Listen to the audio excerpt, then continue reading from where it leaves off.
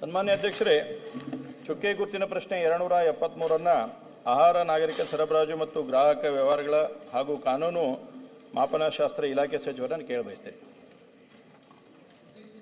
ಉತ್ತರವನ್ನು ಒದಗಿಸಲಾಗಿದೆ. ಮಾನ್ಯ ಅಧ್ಯಕ್ಷರೇ, ಉತ್ತರವನ್ನು ಒದಗಿಸಿದ್ದಾರೆ.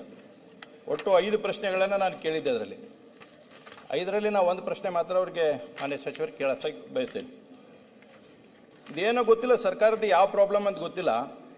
2025 ಜನವರಿ ತಿಂಗಳದ್ದು ಸುಮಾರು 1,27,00,000 ಪಡಿತರಿಗೆ ಸುಮಾರು 657 ಕೋಟಿ, ಅಂದರೆ 1 ವರ್ಷ ಆದರೂ ಕೂಡ ಇವತ್ತಿನವರೆಗೆ ಹಣ ಜಮೆ ಆಗಿಲ್ಲ. 1,27,00,000 ಕಾರ್ಡ್ದಾರಿಗೆ 657 ಕೋಟಿ ರೂಪಾಯಿ ಇವತ್ತಿನವರೆಗೂ ಹಣ ಜಮೆ ಆಗಿಲ್ಲ. ಅದನ್ನು ಯಾಕಂತೇಳಿ ಮಾನ್ಯ ಸಚಿವರು ಸ್ಪಷ್ಟೀಕರಣ ಕೊಡಲಿ.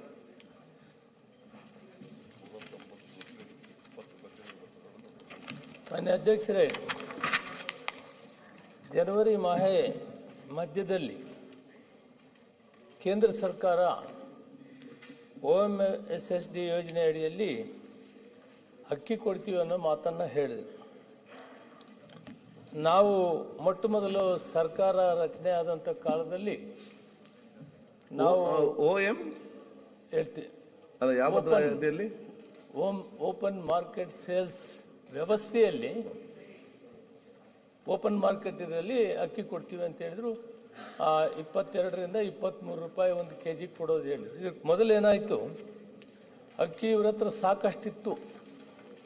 ನಾವು ಸರ್ಕಾರ ಬಂದಾಗ ಕೇಂದ್ರ ಸರ್ಕಾರ 5 ಕೆಜಿ ಕೊಡ್ತಾ ಇತ್ತು. ಜೊತೆಗೆ ನಾವು ಆಶ್ವಾಸನೆ ಕೊಟ್ಟಿದ್ವಿ, ನಮ್ಮ ಸರ್ಕಾರ ಇನ್ನು 5 ಕೆಜಿ ಕೊಡಬೇಕನ್ನೋ ಸಂದರ್ಭದಲ್ಲಿ ಕೇಂದ್ರ ಸರ್ಕಾರಕ್ಕೆ ನಾವು ಅರ್ಜಿ ಬರೆದು ಸುಮಾರು 2 ತಿಂಗಳು 3 ತಿಂಗಳು ಕಾದ್ವಿ.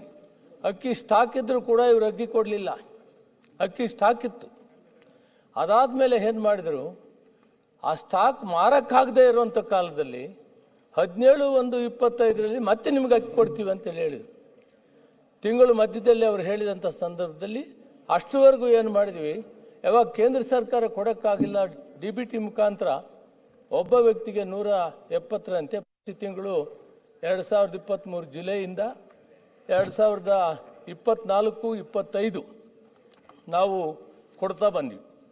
DBT ಜನವರಿ 25-17ರಲ್ಲಿ ಒಂದು ಪತ್ರವನ್ನು ಬರೆದು ಇಲ್ಲ ನಾವು ಅಕ್ಕಿ ಕೊಡ್ತೀವಿ ಅಂತ ಹೇಳಿದಂಥ ಸಂದರ್ಭದಲ್ಲಿ ಕೇಂದ್ರ ಸರ್ಕಾರ ಹೇಳಿದ ಆದೇಶನ ಪಾಲನೆ ಮಾಡಬೇಕು ಅಂತೇಳಿ ಆ ಜನವರಿ ತಿಂಗಳಲ್ಲಿ ನಾವು ಅವರಿಗೆ ಪತ್ರ ವ್ಯವಹಾರ ಮಾಡಿ ರೇಟ್ ಏನು ಫಿಕ್ಸ್ ಮಾಡ್ತೀವಿ, ಟ್ರಾನ್ಸ್ಪೋರ್ಟೇಷನ್ ಚಾರ್ಜು ಇವೆಲ್ಲ ವ್ಯವಹಾರಗಳು ಮಾಡಬೇಕಾದ್ರೆ ಫೆಬ್ರವರಿ ಬಂತು. ಅಕ್ಕಿ ಕೊಡೋದಕ್ಕೆ ದುಡ್ಡು ಡಿಪಾಸಿಟ್ ಮಾಡಿದ್ವಿ. ಅವರು ಅಕ್ಕಿ ಕೊಡೋದು ಸ್ವಲ್ಪ ತಡ ಆಯಿತು.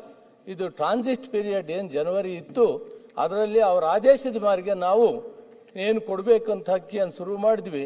ಮತ್ತೆ 2 ತಿಂಗಳದು ಒಂದೇ ಸಾರಿ ಕೊಡಬೇಕಾಯ್ತು ಅಂತ 15 ಕೆಜಿ ಕೊಡುವಂಥ ಸಂದರ್ಭ ಮಾರ್ಚಿಯಲ್ಲಿ ಬಂತು. ಆದ್ದರಿಂದ ನಮ್ಮ ಕಡೆಯಿಂದ ಏನು ವ್ಯತ್ಯಾಸ ಆಗಿಲ್ಲ. ಅವರು ಕೊಟ್ಟಂಥ ಆದೇಶನ ಪಾಲನೆ ಮಾಡಿ ನಾವು ಅಕ್ಕಿಯನ್ನು ಕೊಡುವಂಥ ಕೆಲಸ ಮಾಡಿದೆ. ಮಾನ್ಯ ಅಧ್ಯಕ್ಷರೇ, ನನ್ನ ಕಡೆ 9 ಜಿಲ್ಲೆಗಳ ರಿಪೋರ್ಟ್ ಇದೆ. ಅವರು DDಗಳು ಕಳಿಸಿರ್ತಕ್ಕಂಥ ರಿಪೋರ್ಟ್ 9 ಜಿಲ್ಲೆದಿದೆ.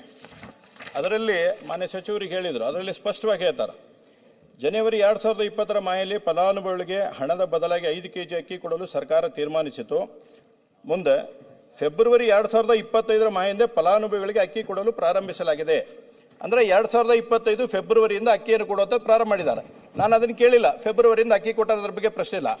ಆದರೆ ಉಳಿದಿರ್ತಕ್ಕಂಥ ಜನವರಿ ತಿಂಗಳದ್ದು ಹಣನೂ ಇಲ್ಲ, ಅಕ್ಕಿನೂ ಇಲ್ಲ.